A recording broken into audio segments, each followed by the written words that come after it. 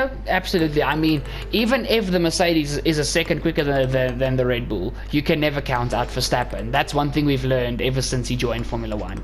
You can never, ever count out Max Verstappen. He's always there, just, sniffing. If the car's slow, he's still sniffing at least a podium, or at least a top 5 if it's a real bad weekend. Well, Max only knows one driving style, and it's fast. Go fast. Oh yeah.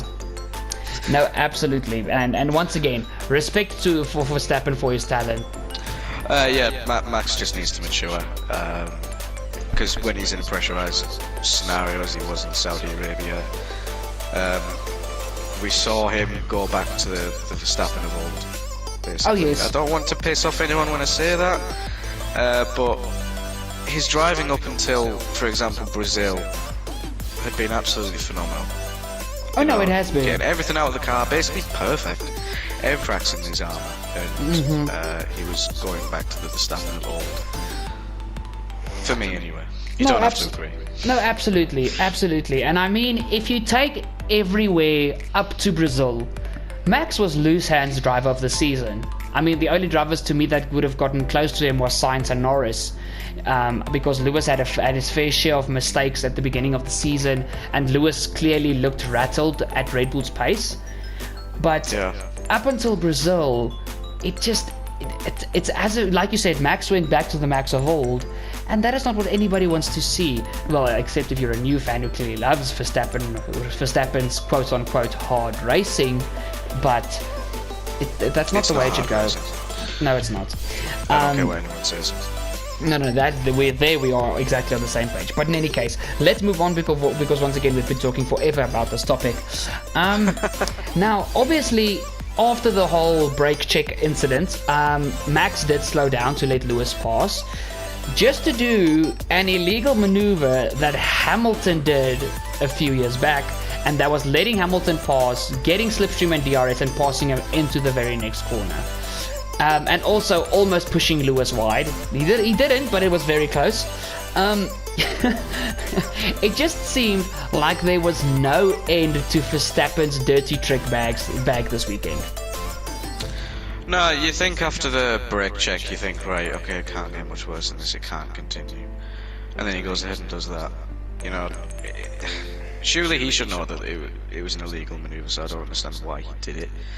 As you said, Hamilton, 2008, Belgian Grand Prix, battle in Raikkonen. Pretty sure he cut the bus stop chicane. He let Raikkonen through, but was immediately back in his slipstream, overtook him again in turn 1, and he was penalised for it. You're not allowed to do that. Yes. So, once again, Verstappen deserved a penalty, but the stewards just completely looked away. But still, just like I said, Verstappen's dirty tricks bag, it seemed like it was a bottomless pit this weekend of him just yanking out everything that he can possibly just test the stewards with and Hamilton with. But yeah, now finally, away from the entire Verstappen-Hamilton saga. No, actually, one more thing. I'm stupid, sorry. My honest opinion is that, like I've already said, I feel Max deserved a disqualification for that race. But even without the disqualification, Max didn't even deserve a podium for the Saudi Arabian Grand Prix. In my opinion, people are allowed to disagree with me, and I know a lot of people will, but he didn't deserve a podium for that race. I'm sorry. Yeah, he wasn't a level-headed driver during the race. He was, again, as we said earlier, driving desperately to keep Hamilton behind and doing everything he can to get back, keep his lead essentially. He was just very desperate in the way he was driving, and the manoeuvres he pulled off, there's no place for that in Formula 1. I don't care what anyone says to me. Just because Verstappen's an aggressive racer doesn't give him an excuse to do that. Exactly. That is not hard racing. Hard racing is Alonso versus Russell at Austria. Hard racing is Alonso versus Hamilton at Hungary. Exactly. That's hard racing. What Verstappen did, there is no place for it. And with those moves, either not being looked at or only being given a small penalty, it's going to influence a lot of people to drive like that. I mean, Leclerc even said it, for example, after Brazil. If that's just going to get allowed, then I'll start doing it myself. You know. Exactly. And think about the younger generations that are driving, or like, you know, in karting and things like that. They're just going to look at that and think, oh, well, it's okay to do. Max Verstappen's my idol. I'm just going to do exactly what he does, and I'm just going to ram people off track. Exactly. It's not. There's no place for that in motorsport at all. It's dangerous, and it doesn't make you look any good. It's not good for your resume. No, it isn't. It in my opinion, it makes you look pathetic. That's my personal opinion. That it looks pathetic if you drive like that. Yeah, there's just absolutely no place for it. And like I said, if you want to look at hard racing, Alonso Hamilton Hungary, Alonso Russell Austria. Absolutely brilliant racing, on the limit, it's fair. Everyone's winning at that point. Yes, and for me personally, Craig, and I, honestly, everybody on this channel knows, I am, like Tommy, is a die-hard Max Verstappen fan. I'm a die-hard Fernando Alonso fan. But this is not coming out of a biased opinions point of view. Any battle that Alonso was in this year is what hard racing is about. You look, I don't think Alonso, except for America with Raikkonen, I can't remember a race where Alonso was busy battling someone and he made contact. Alonso has been the epitome of hard, clean and hard racing this season. And honestly, to people watching who completely disagree with us, go watch the, about 10 lap battle between Hamilton and Alonso at Hungary. Go watch that. Go watch the battle between Russell and Alonso in the final 15 laps of Austria. That is what racing is all about, not these... Heartbreaking moment for me. Yes, not... Okay, but yeah, obviously. But what Verstappen is busy doing, that is not hard racing. That is an excuse. Yeah, and people just saying, oh, well, that's just how Verstappen drives. It's not an excuse. Get in the bin. It's not an excuse. Get in the bin. But in any case, now finally, we're moving away from the Verstappen-Hamilton saga. And one thing that I want to point out is actually towards the second Mercedes driver and the Alpine driver of the weekend. But Craig, that final corner was judged perfectly by Bottas. Yeah, that was excellent racecraft from Bottas to set that up. Like, we all thought he was going wide, and like, oh no, he's typical gonna lose Bottas move. wide. But he cut back perfectly. Exactly. He honestly judged it to perfection. Yeah, good racecraft from Bottas in that scenario. Very, very well done. And yeah, TV director, sort your shit out. I'm sorry for my swearing. Sort it out, because I don't want to see Max Verstappen going slowly on his parade, like on his final in lap, or Hamilton. I want to see where Bottas is, because he's like 2/10 off Ocon. Just let me watch. Yes, exactly. Now that to me was a big frustration. The race direction this year was a little bit, you know, not the best we've seen in a long time. I mean, there's a few occasions. I mean, the Monaco Stroll meme. I mean, how many times have we seen that already? And that's so good. We had it at Qatar, we had it now at Saudi, and there's multiple occasions this year where, you know, the TV direction has just been pathetic. But back to the battle, even though Ocon couldn't keep Bottas behind literally on the line, Ocon shouldn't drop his head in shame. That was a fantastic race from Ocon. Nah, even though he lost the race on the line, it was really, really good race from Ocon. Took, I mean, starting on pole for the second restart. He was always there. You know, he took definite advantage from the red flag, I believe. But he was, yeah, he was there on merit. Let's say he had a very, very good race, and even though he lost it on the line, he should be proud of what he's done. And I mean, don't forget, Ocon is a race winner this season, and yes, there's a lot of variables towards his win, but a race win is a race win. Ocon has been so much better this season than last season when he was paired with Ricciardo. Ocon really has stepped up his game this season. Yeah, I'd definitely say he has. I think Alpine in general this season, though, have been just a bit anonymous and in the background. But they have had their moments. like Hungary, Qatar, where Fernando got his podium, Yes. and Saudi Arabia, you know, when they have their moment, like when they have the chance, they've clearly went for it. And it's good to see. I mean, Ocon in Hungary holding off Sebastian Vettel the entire race. Sebastian Vettel was clearly quicker. Oh yes, and he held him absolutely. off for the whole race. No, and Vettel went. I think he went on multiple occasions. He went for a move, and Ocon just defended perfectly. Yeah, and you know, Esteban again showed his pace and his quality in the Saudi Arabian Grand Prix. I think we just need to see more of it.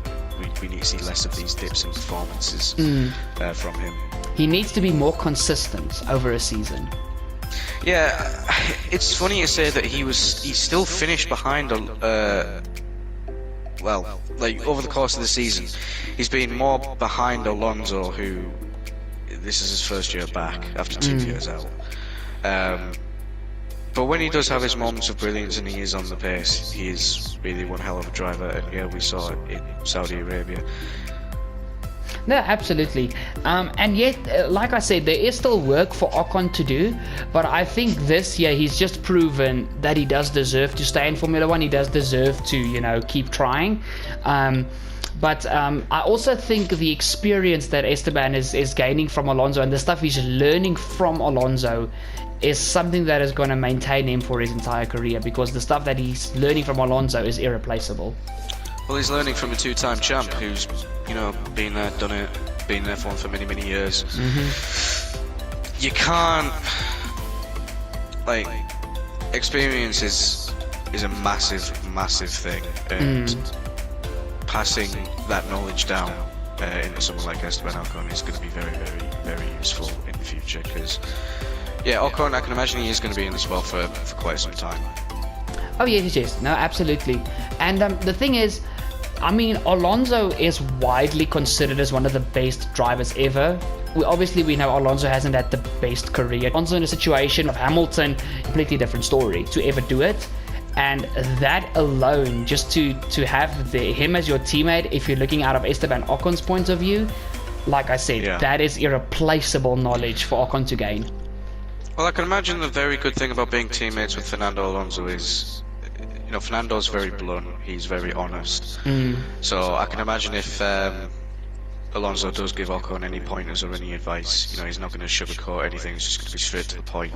Yes. And that's what you need in order to improve. Oh no, absolutely. In a sport as ruthless as Formula 1, you can't be sugarcoating things. It needs to be direct and straight to the point. So, and I think that is valuable for Ocon, because I don't think Ricciardo has got that mentality with last year's pairing, and that is what is special for Ocon this year. And I mean, Alonso said he's staying for at least 2 years more, so you never know. We can be looking at a completely different Esteban Ocon come the end of 2023. It's going to be interesting to see where he goes from here. Yes, most definitely. But let's jump into the final three topics, talking points for this podcast, and then we can move on. Also, an absolutely brilliant weekend from Ricciardo and Gasly. Once again, I mean, Gasly just being Mr. Consistency himself. Ricciardo getting P5, Gasly P6. Just a solid weekend from both drivers, considering all the craziness that went on, especially with that second restart. Yeah, Ricciardo definitely made strides from the red flag and the restarts. Held on to his positions. His pace hasn't been all the best, but he held on, got some decent points from McLaren, and like you said, Pierre Gasly was consistent as ever. No, I also think Pierre is somebody to watch for the future. You've heard me on multiple occasions how much I fanboy about Gasly. I mean, he's going to be the one getting my support after Alonso is gone. But yeah, I'm really hopeful for Gasly for the future. But in any case, Craig, basically the last thing I want to talk to you about, away from the racing itself, is the Jeddah Street Circuit. And for me, the two questions I want to ask you is it a welcomed addition to the Formula 1 calendar in your opinion? And what is your opinion about the track? Was it welcomed? No. Not at all. Well, it was welcomed by everyone because money. Yes. But you know, we shouldn't talk about that, but it's just true. Yes, There are no, plenty it's of a better fact. circuits out there, but they decided to go to Saudi Arabia, and they always promote this "We RacerZ slogan. Yet they're going to a place that doesn't necessarily agree with it, or they're still trying to understand it. So was it welcomed? No, I don't think it was. It wasn't welcomed by me personally either. I think there are way better circuits on the planet to go to, way better countries to go to. Yes. Not to say that Saudi Arabia isn't a nice country. I've never been there personally. But in terms of just purely going for circuit in a country, there are better out there. Oh, no, absolutely. What do I think of the circuit itself? Not a lot, to be honest. When I first saw it, I was like, oh well, there's going to be no overtaking. It's just going to be horrible. Cars won't be able to follow. Whoever leads into turn one's going to win. Boy, how we were wrong.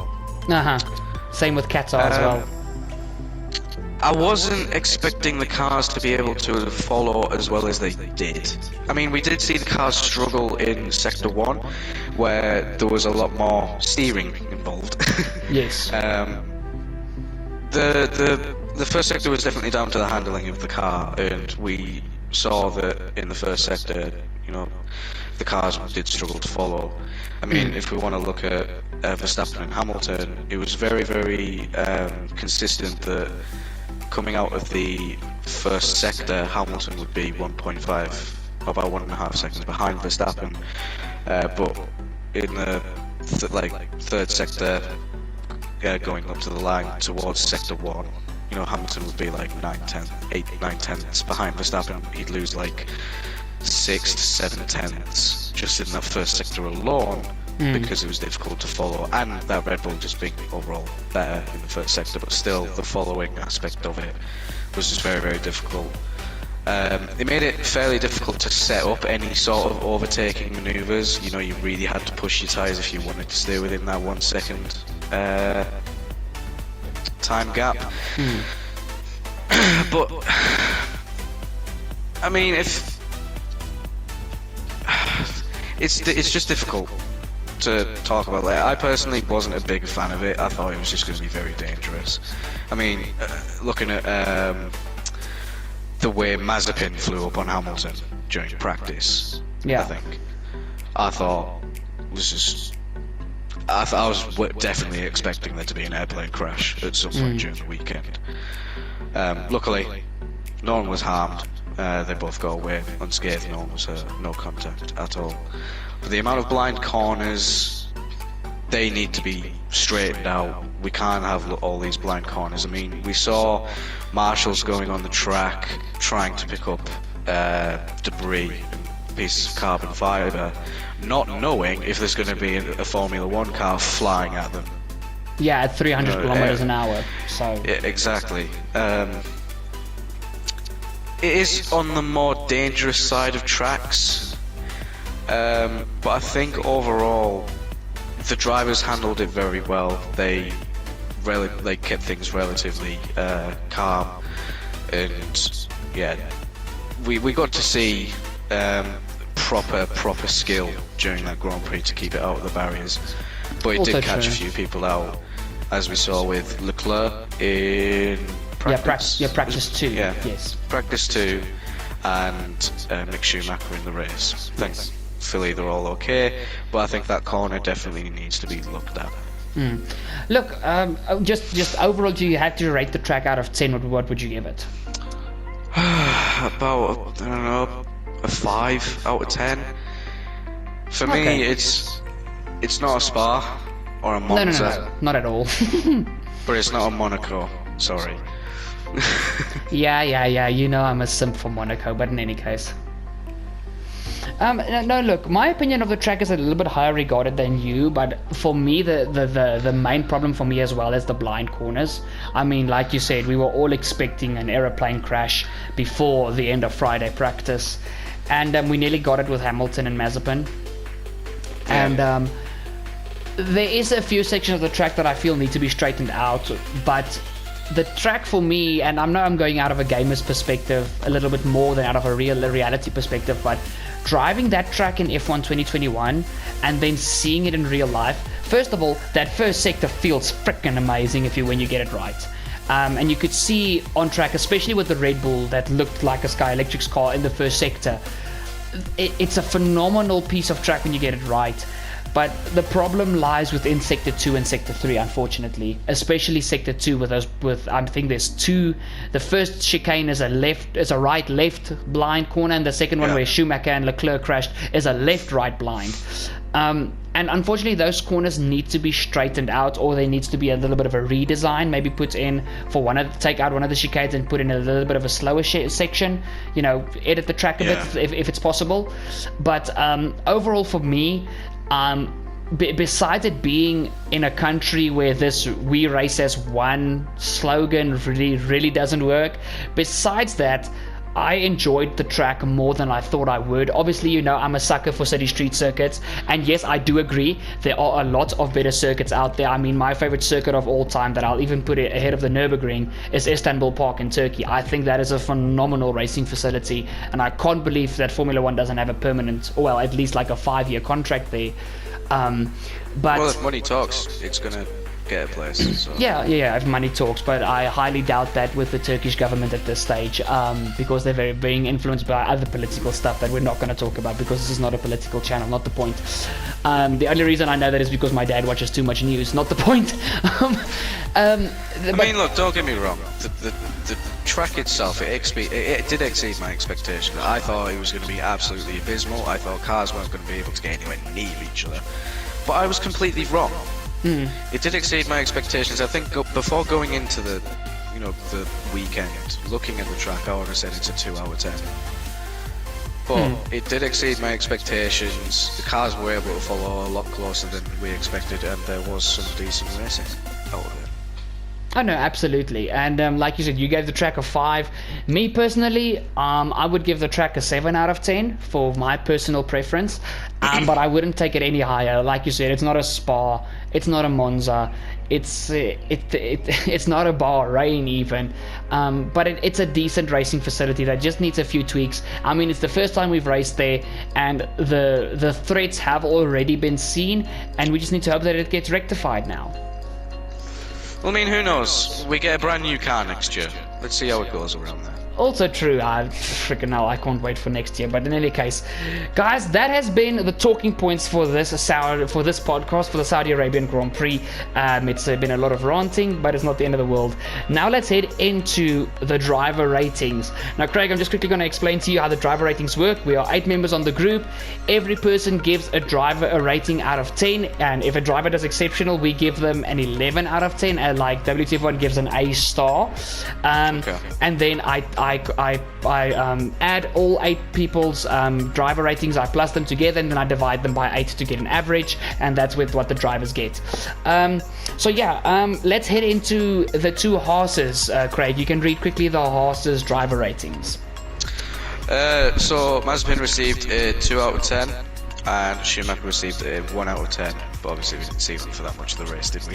Yeah, and I mean, the horse has been an absolute donkey this year, and still there's not much that Mazepin and Schumi could do, and unfortunately they both crashed out, so I mean, you can't really give them more than that. Now heading in towards the 2 Alfa Romeos, Giovinazzi having an absolutely phenomenal weekend, getting P9 in the race, qualifying in the top 10, stellar throughout all 3 practice sessions. Gio gets a 10 out of 10, and unfortunately Raikkonen having an abysmal weekend, which usually the roles are swapped at Alfa Romeo. Raikkonen gets a 3 out of 10. Craig, just your opinion on Gio's performance this weekend. It was actually pretty good, in my opinion. Well, it tends to be that for mainly the lower midfield and back markers, if you have a crazy race like this, your aim is to get a couple points. That's your absolute maximum. Gio did that. It was a crazy race. 5 drivers were knocked out of the race at some point, and Gio made it count. So. No, he absolutely did, and obviously I love Giovinazzi. Honestly, I'm really sad that he's not being in Formula One for next season. But you know, Formula E. As if I'm gonna watch Formula E. In any case, between Formula One, Formula 2, V8 supercars, and MotoGP, I don't have time for Formula E. In any case, my friend, you can read out the driver ratings of the two Williams drivers. So Latifi, an 8 out of 10, and Russell, a 2 out of 10. Obviously Russell, he was taken out by Mazepin under the first restart. Yes. So we didn't get to see much of Russell, but yeah, Latifi, finishing P12, he kept it clean. Yes, he did. Overall. And he wasn't even far away from Stroll at the end of the race. And I mean, we had about 30 laps of running after the second red flag. So Latifi really did a good job. Honestly, I would have given Russell more points for his performance throughout the weekend. He was very unlucky with the incident. I would have given him at least a 4 because, like I said when we talked in the talking points, he actually had very, very good pace for what the Williams is. But the lounge has spoken. Let's put it that way. And now let's head on to the two Aston Martins. So Lance Stroll gets a 6 out of 10. Didn't see much of Stroll. He was there, then he wasn't, but he got P11 just outside the points. I think Aston should have gotten points, and I think he deserves a little bit less, but 6 out of 10 for Stroll. And Sebastian Vettel having a terrible weekend along with Raikkonen and Alonso. I mean, Vettel, just him making contact with Tsunoda making contact with him, and then his car just falling apart. Very unlucky weekend for Seb, and he gets a 4 out of 10. Anything you want to add about the two Astons, Craig? Yeah, Stroll, just very anonymous, as he usually is. Vettel, he had a very, very unfortunate race, you know. Raikkonen sending it round the outside like he tried to do. Going into turn 4, I think. Yes. Yeah, he shouldn't have done that. Yeah, his T4 kamikaze dive. Yeah, Vettel's car took a lot of damage. He was hit by Tsunoda, hit by Raikkonen. Yeah, it's definitely a weekend to forget for him, and the car was just falling apart at the end, so I don't blame him for retiring. Yeah, no, Vettel's car was literally, that car was driving on mercy alone. But in any case, let's head on to the two Alpha Tauris. Craig, you've got the two Alpha Tauris. Yuki Tsunoda, a 3 out of 10. Pierre Gasly, a 9 out of 10. Once again, Gasly just being Mr. Consistency, and Yuki obviously the contact with Vettel, and after that he was just plainly nowhere. So you can't really give Yuki more. Well, Yuki had to try and reverse out of his own front wing after hitting Vettel. Also true. Yeah, it was a very bizarre thing to watch. It almost reminded me of Mahavir Raghunathan at Baku. Yes, it literally, that is what I thought when I saw that whole thing playing out in front of me. I was like, King Mahavir. Lord Mahavir. Yes. Lord Raghunathan. Oh yeah, boy. It was just bizarre to watch, but you know, he managed to keep going, which I think is the most important thing. He still finished the race. He didn't even finish last. He still finished ahead of Alonso and Raikkonen. So, yeah, he did well to get out of that scenario, but it was a bit bizarre. So. Yeah, he actually finished in between Alonso and Raikkonen, but he was just behind Fernando. So still, like you said, give credit where credit is due. I've misread something. I do apologise. No problem. And then heading in towards the two Alpines. Now I'm going to do Alonso first because, like I said, Alonso had a very bad weekend along with Vettel and Raikkonen. The three veterans, except for Hamilton being the fourth veteran of the sport in my opinion, those three guys just really didn't have a good weekend in Saudi. So Alonso gets a 4 out of 10, and obviously for me, besides the Hamilton Verstappen saga, the man of the hour, Esteban Ocon, a full 11 out of 10, a proper points for a proper race for Saudi. Just brilliant from Ocon. Yeah, he made the most of his position. He could have quite easily just fallen back through the grid, but he didn't do that. He kept his position, he kept his focus, kept it clean, out of the walls. Can't really ask for much better. He got some very solid points for the team, which I think definitely cemented their position in the championship over Alpha Tauri. Oh no, most definitely. That performance from Ocon, I think, seals the deal for Alpine and P5, which I think they desperately need. But yeah, in any case, Craig, you've got my team. You've got the 2 scarlet red Ferraris. Sainz, an 8 out of 10. Leclerc, 8 out of 10. Just once again, due to all the craziness that happened in Saudi, we didn't see much of anyone else except for Ocon, Bottas a little bit, and then mainly Verstappen and Hamilton. But I mean, Sainz and Leclerc both in the points, both ahead of ahead of Norris. They didn't beat Ricciardo, and also them having a nice little tussle mid-race. I don't know if you can remember that, but Sainz and Leclerc had a nice little tussle, and they got very close. Yeah, it was a little bit very, for me. Very close. For me, my ass did a little bit of pinching there. Leclerc got very, very lucky with the Perez collision. He placed his car well enough positioned where his front wing wasn't affected by the collision, but I think he was still lucky that his front right survived. So yeah, overall, it was a bit of an average performance, I think, from both Ferraris. I think in the crazy race being that it was, I think they could have made more positions, but at least they finished. Yeah, and they got solid points. I mean, both Ferraris, I'm just quickly scrolling up a bit. I mean, Leclerc was P7 and Sainz P8. And I mean, Ricciardo was only ahead of Gasly in P5. So Ferrari, they still got the same amount of... No, Norris got P10. So they only lost 1 point to McLaren in that entire situation, which I think wasn't too bad. Yeah, not at all. Decent performance. Both of them finished in the top 10. They could have quite easily, well, Leclerc especially, could have quite easily finished with no points. Oh, so. Yes, most definitely. But yeah, let's move on towards the 2 McLarens. So, Ricciardo, for once having a very proper weekend. Ricciardo gets a 9 out of 10. I think this has been Ricciardo's first solid performance ever since Russia. So, well done from the Aussie, a 9 out of 10 deserved. And Norris falling back after the start. I mean, he was behind Perez at the first start in 6th.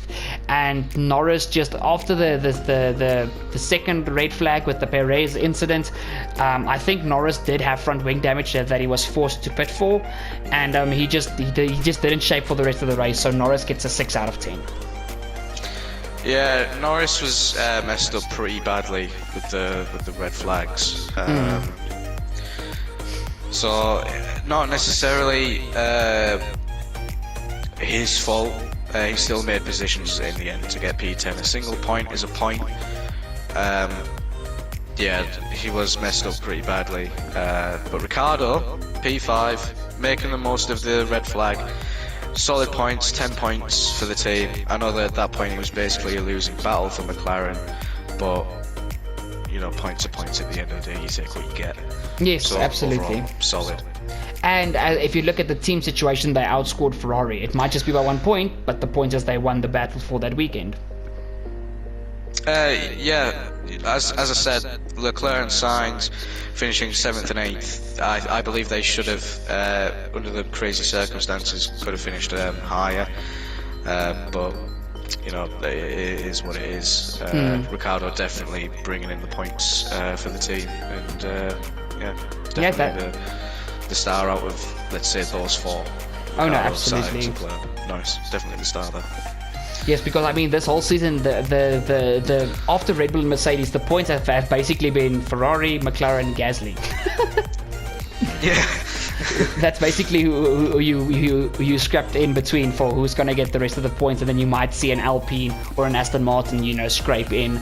But yeah, it was very, like you said, a very average yet weird weekend for both McLaren and Ferrari, to be honest. Yeah. But in any case, let's move on towards the 2 Mercedes, and Craig, you've got the 2 Mercedes. Bottas 10, Hamilton 11 out of 10. Yeah, Hamilton, just got to give him a round of applause for keeping his cool in such frustrating times as Verstappen being a kamikaze. With his front wing damaged, losing downforce, you know, Hamilton pushing at the end of the race as well to get the fastest lap, which is very, very, very necessary. He needed that point. To do that with a damaged car and keep his head cool. Yeah, very, very good performance from Hamilton. Bottas falling away, but getting that final position up to the line, finishing P3. Yeah, quite very good considering his circumstances and his climb back through the field, basically, on a track that is somewhat difficult to overtake. Yes, and also Bottas also got screwed by the second red flag. He actually also got a little bit done in with the second red flag, and he still made it back up to P3. So a very, very good performance from Bottas, and I think what we usually expect from Bottas is that he's not really keen on going for overtakes and everything, and his overtake on not just Ocon but the overtake on Ricciardo on lap 40, that was a freaking stupendous move. Just going up the inside, Ricciardo not expecting it. Both Mercedes powered cars, so Ricciardo did have the same legs in a straight line. But I mean, oh my word, just a beautiful move from Bottas. So that was deserved points for Mercedes. And then finally, the two Red Bulls.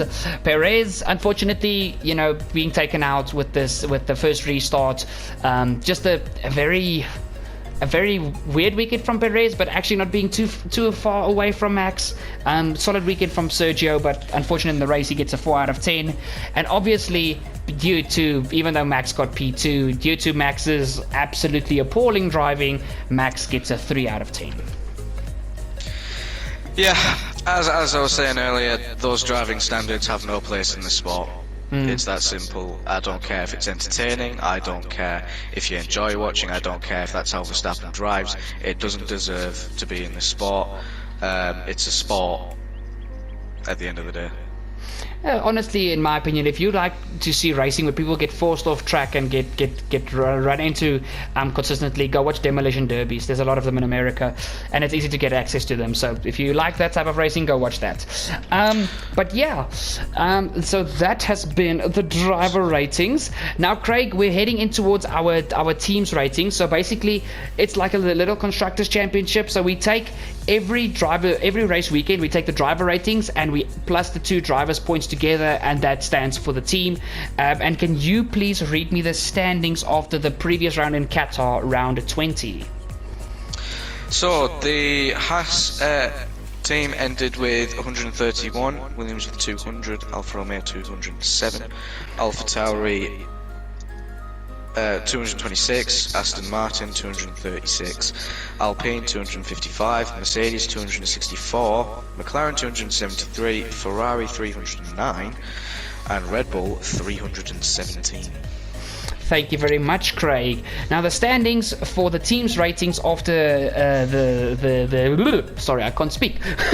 After the Saudi Arabian Grand Prix is Haas still in P10 on 134 points. Williams is in P9 on 210, only 10 points behind Alfa Romeo in P8 on 220. Alfa Tauri still occupy P7 on 238 points. Aston Martin P6 on 246. There's going to be a fight between those two teams for P6 after Abu Dhabi. Alpine are still in P5 with 270 points, 15 points behind Mercedes in P4 on 285. McLaren are only 3 points ahead of Mercedes in this little battle of ours in P3 on 288. Red Bull have gone down from first to second. They are now second on 324 points, and Ferrari lead the way by one singular point on 325 points. This is going to determine who is the team of the season. Please, Ferrari, have a good weekend in Abu Dhabi. Woo! We need this. Yeah, it's looking close, isn't it? We've got a battle for for P6, and we've got a battle for P3 between Mercedes and McLaren, and also a battle for P1 between Ferrari and Red Bull, so it's going to get juicy.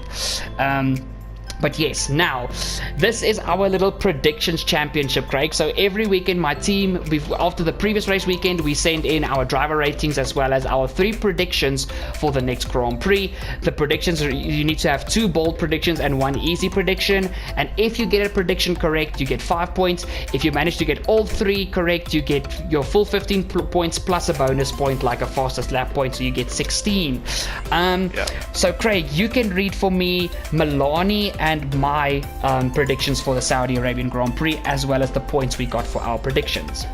So, Melanie said Verstappen to have a podium, both Ferraris ahead of McLaren, as her bold predictions, and her easy prediction, Mercedes podium. She got 10 points for that. Yes, because I can't believe. But she's also a big Ferrari fan, but like, Ricciardo spoiled her sweet 16 points.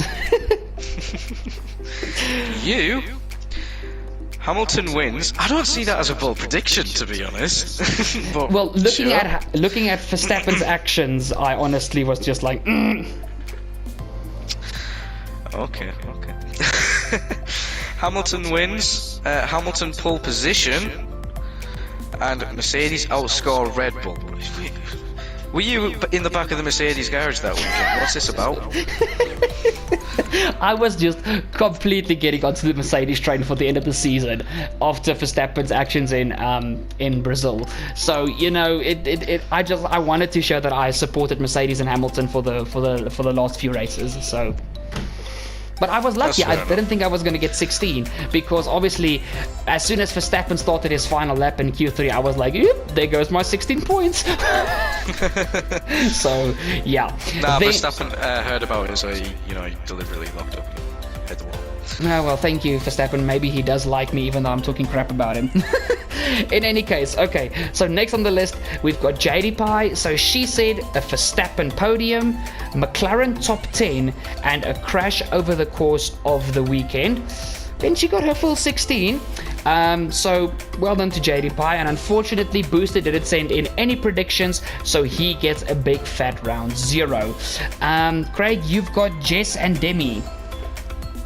So Jess, for her 2 bold predictions, AlphaTauri outscore Alpine, and Hamilton and Verstappen make contact. Her easy prediction, red flag in the race. Yes. So, and then obviously, Demi is going to be an easy one, Craig. Demi scored none. Yeah, basically they got 0. They didn't send in any predictions, but I warn them like twice a week, and if they still forget, that's their problem. So yeah, then the final 2 members, Jonny also forgot to send in predictions, so he also gets a big fat round 0. And then finally Janco sent in max pole position. Oof, I think he was a very cheesed off after qualifying. And then Hamilton wins and McLaren top 10. So Janco gets a full 10 points. And Craig, you've got the standings for our little Motorsport Lounge championship after the previous round in Qatar.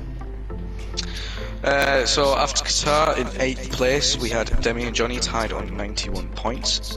So there is no 7th place. Sorry, I'm OCD, okay? I'm OCD, leave me alone. In 6th, we have Janco at 101 points. 5th, Boosted at 102. Jess, 111 in 4th position. 3rd, Jadepie at 123. Yourself in 2nd at 142 points. And 1st, Melanie at 165. Yes, and then the standings after round 21 is Demi and Jonny, because they both didn't send in predictions. They are still tied in P8 on 91 points. Boosted has dropped from P5 to P6, also for getting to send in predictions on 102. Janco is now moved up to P5 on 111. Jess is still in P4 on 121 points. Jadepie, I forgot to put in equals there, not the point. Jadepie is in P3 on 139 points, with myself in P2 on 158, and Melanie still leads the way on 175 points. And with this, it is impossible for me to catch her, even if she gets 0 and I get 16. So officially, Melanie is the winner of the Motorsport Lounge Predictions Championship. Melanie, you'll get your surprise pretty soon. Well done, my friend. And yeah, let's see what happens next season. I am coming for revenge, I promise you that. Okay, and then finally, to round out this podcast, guys, you guys know how it works. Our predictions for the season finale, the 2021 Abu Dhabi Grand Prix. Craig, you can take the first 4, so that's Melanie, myself, Jadepie, and Jess. So Melanie starts off with saying Verstappen wins the championship. Bold. Safety car in the first 10 laps and Ferrari top 6. Yourself with Mercedes win constructors. Ferrari podium, and both cars from one team retires. Jadepie, nothing. She predicts nothing to happen. A cancelled race like Belgium. Yep. And Jess predicting that Verstappen wins the championship, Alpine get P5 in the Constructors' Championship, and Raikkonen scores points in his final race. Thank you very much, Craig. And then mine's going to be easy because neither Janco, Demi, or Jonny sent in any predictions, so they've screwed themselves in the our little championship. But Boosted sent in his predictions, and he said Verstappen becomes world champion. You can clearly see my group likes Verstappen. Norris beats Leclerc in the Drivers' Championship. That is bold. That is very bold. And Gasly finishes top 6. Very possible with Mr. Consistency. But guys, that has been this podcast. Thank you so much for watching or listening. Thank you so much for staying till the end. Before we leave, Craig, your final opinion, and also, would you like to do some predictions for Abu Dhabi? So, I'm going to go against the grain here. Okay. Hamilton champion. Okay. And Mercedes Constructors champion. Oh, okay. And I think Raikkonen will DNF his last race in the same way that he DNF'd his last race for Ferrari. Very bold, very bold. Hashtag wink wink nudge nudge, right? Something the viewers don't know that we already know. Not the point. But yeah, just your final thoughts before we say goodbye, Craig. Abu Dhabi Grand Prix, if you're a complete neutral, would have been a fantastic race for you to watch. But if you're a Verstappen or Hamilton fan, you were probably on the edge of your seat the entire time, clenching your cheeks. But yeah, the standard of driving from Verstappen, not very great. But overall, I think for an adrenaline rush, it delivered very well. I know, it definitely did. And my final thoughts, guys, before we say goodbye, just like Craig, Saudi definitely it over exceeded our expectations, and I think with next year's new cars we might have once again a very interesting race there, but we'll have to wait and see. A track can only really be judged when there's been, in my personal opinion, more than one race at the track, especially if it's been something chaotic like this. So we'll see about next season or at least 2 seasons from now whether the track deserves to be on the F1 calendar. But further than that, looking forward to Abu Dhabi, and for the championship to be decided on equal points between Verstappen and Hamilton, and it's going to be a good one. Craig, once again, thank you very much for joining me for this podcast. I highly appreciate it, and it's been a lot of fun. Pleasure. Thank you, man, and I hope you enjoyed yourself at least. Yeah, it was great. Thanks for having me. Anytime, my friend, anytime. Guys, remember before you leave to go check out the links in the description down below. Please follow me on social media. I'll even throw in Craig's social media if you guys want. Also check out my second YouTube channel, Forza Watch Gaming, for some non-racing game content. And finally, please check out my South African gaming clan, Falcon Gaming. Guys, making big moves here in South Africa for the gaming community. Please go check us out. All the social media pages are down below in the description. While you're down there, take 2 seconds to drop a like. I highly appreciate it. You're an awesome person. And if this is your first time viewing Turbo Fox races, very much welcome to the family. We've got podcasts, we've got F1 content, we've got Need for Speed, and there's even a little bit of Wreckfest in between. So make sure to hit the subscribe down below if you're new, and don't forget to ding that bell to never ever miss a future video here on Turbo Fox Races. You guys have been amazing. Thank you for watching. Craig, say your goodbyes. Ciao. And guys, I'll see you guys in the next video. Cheers!